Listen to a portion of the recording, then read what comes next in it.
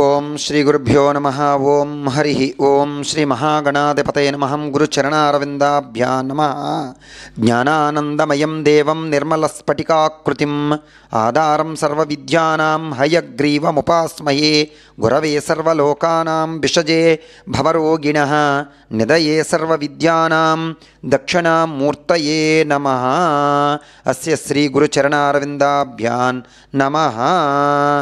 ఆ విధంగా పురంజేయుడు ఈ విధంగా యుద్ధమునకు సిద్ధపడిన వాడై వచ్చెను. పురంజేయుడుకు కాంబోజాది భూపాలరులకు కూడా భయంకరమైన యుద్ధం జరిగింది.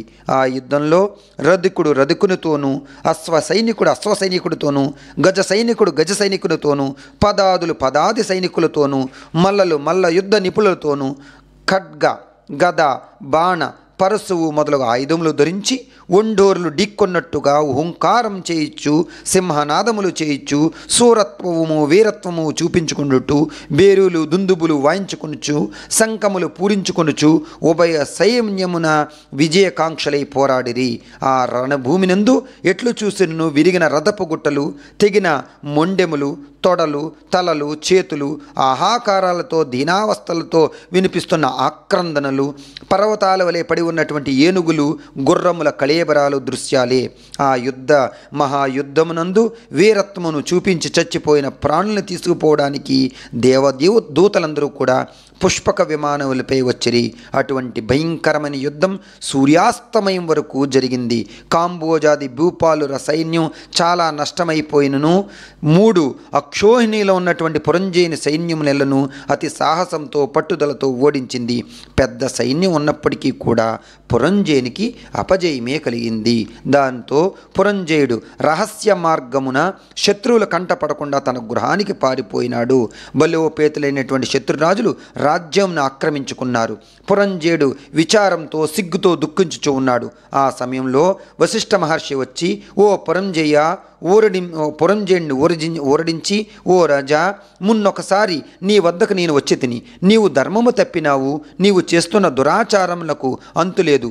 ఇకనైనను సన్మార్గమును ఉండమని హెచ్చరించింది.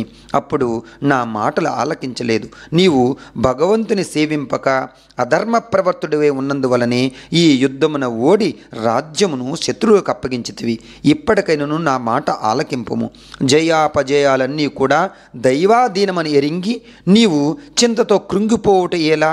శత్రురాజులను యుద్ధంలో జయించి నీ రాజ్యమును నీవు తిరిగి పొందవలనన్న తలంపు నీలో ఉన్నదేమి? నా హితోపదేశమును ఆలకింపుము. ఇది కార్తీక మాసము. రేపే కృత్తికా నక్షత్రంతో కూడినటువంటి పౌర్ణమి గాన స్నాన జపాది దానములు నిత్యకరములు ఆచరించి దేవాలయమునకు వెళ్ళి దేవుని సన్నిధ దీపారాధన చేసి భగవన్నామస్మరణ చేయుచు నాట్యము చేయును.